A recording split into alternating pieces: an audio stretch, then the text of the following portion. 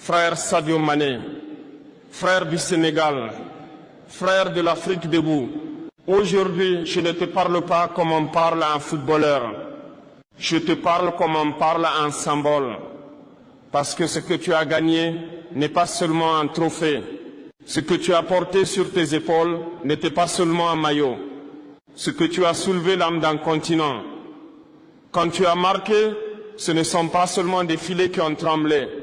Ce sont des millions de cœurs africains qui ont battu à l'unisson. À Dakar, à Bamako, à Ouagadougou, à Abidjan, à Kinshasa, à Port-au-Prince, dans la diaspora, dans chaque quartier oublié, dans chaque village sans lumière, l'Afrique s'est levée. On nous a longtemps appris à applaudir ailleurs. On nous a appris à admirer des héros qui ne nous ressemblent pas. On nous a appris que la grandeur venait toujours de l'extérieur.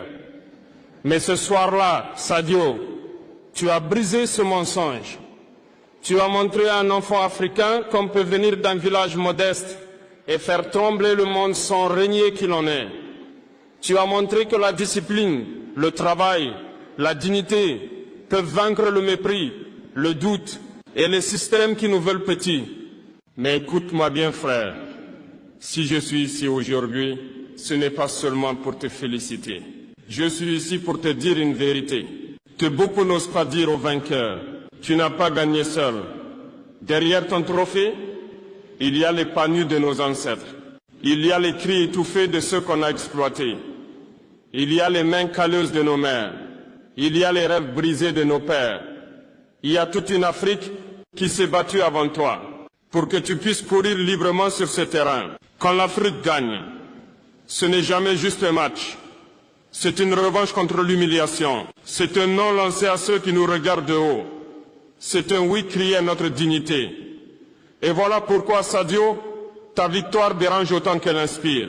Parce qu'un Africain qui gagne sans demander la permission, c'est un Africain dangereux pour l'ordre injuste. Mais laisse-moi te dire aussi ceci, avec respect, avec fraternité et avec franchise. La victoire ouvre une porte, mais elle impose aussi une responsabilité. Quand tu gagnes seul, tu es une star. Quand tu gagnes pour un peuple, tu deviens un repère. Et aujourd'hui, que tu le veuilles ou non, tu es devenu un repère. Les enfants te regardent, les jeunes t'imitent, les dirigeants t'observent, les médias t'utilisent. Et l'histoire t'attend. Sadio Mané, tu viens d'un continent où